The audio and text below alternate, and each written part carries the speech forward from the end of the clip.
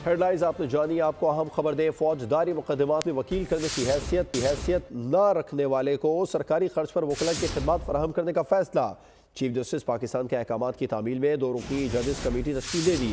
2 रुकनी committee में justice Syed Hasan Azhar Rizvi और justice Malik Shahzad Ahmad Khan शामिल हैं। 2 रुकनी जजेस कमेटी सुप्रीम कोर्ट के वकला के पैनल की मंजूरी देगी जो सरकारी खर्च पर मुल्जिमान या सजा याफ्ता अफराद की नुमाइंदगी करेंगे। फौजदारी मुकदमात में वकील करने की हैसियत न रखने वाले को सरकारी खर्च पर वकला की खिदमत फराहम करने का फैसला किया गया। चीफ जस्टिस पाकिस्तान के अहकामात की तामील में 2 रुकनी जजेस कमेटी तश्कील दे दी। 2 रुकनी कमेटी में जस्टिस सैयद हसन अजहर रिजवी और जस्टिस मलिक शहजाद अहमद खान शामिल हैं। ये 2 रुकनी जजेस कमेटी सुप्रीम कोर्ट के वकला के पैनल की मंजूरी देगी जो सरकारी खर्च पर मुल्जिमान या सजा याफ्ता अफराद की नुमाइंदगी करेंगे। मजीद जानेंगे नुमाइंदा बोल न्यूज़ तैयब बलोच से। तैयब, बताएगा क्या फैसला हुआ है? तैयब बलोच से बात करेंगे। फौजदारी मुकदमात में वकील करने की हैसियत न रखने वाले को सरकारी खर्च पर वकला की खिदमत फराहम करने का फैसला किया गया। तैयब बलोच हमें सुन सकते हो तो बताएं मजीद क्या फैसला हुआ?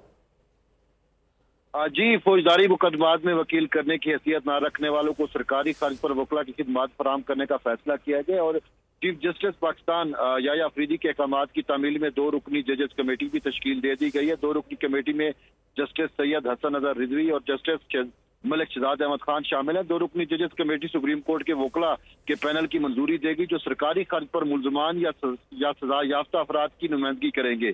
सरकारी खर्च पर वकील के तौर पर तकर्रुर के लिए पैनल में शामिल होने वकला से जो है वो दरखास्तें तलब की गई हैं और 4 जनवरी 2025 यानी कि अगले साल की 4 तारीख तक जो है जिन वकला जो है वो इंटरेस्टेड है कि सरकारी अखराजात के ऊपर जो है वो वकील के तौर पर अपनी खिदमत दे सकते हैं तो वो इस कमेटी से रजू करेंगे और रजिस्ट्रार सुप्रीम कोर्ट के नाम जो है वो अपने तमाम मुतलका जो कवायफ है, जो डॉक्यूमेंट्स है वो भेजेंगे और उसके बाद जो है वो अगर जरूरत होगी तो ये जो 2 रुकनी कमेटी तश्कील दी गई है याया अफरीदी खान साहब की जानिब से तो ये उनके इंटरव्यू भी करेगी और उसके बाद जो सजा याफ्ता अफराद है, खासकर जो जेल पटिशनर है जिनको वकील फराहम नहीं हो सकता या आम जो पब्लिक है जो फौजदारी मुकदमात में वकील की सहूलियात नहीं ले सकती या उनके पास अखराज वो नहीं कर सकते तो वो अब सरकारी खर्चे पर अपना वकील जो है वो सुप्रीम कोर्ट का वकील के तौर के ऊपर जो है वो सुप्रीम कोर्ट में अपने केसेस लड़ने के लिए कर सकेंगे। तो ये एक जस्टिस याया अफरीदी की जानिब से और सुप्रीम कोर्ट की जानिब से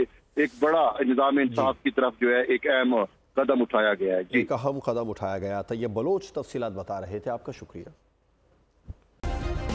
सब्सक्राइब करें और बेल दबाएं ताकि कोई खबर रह न जाए।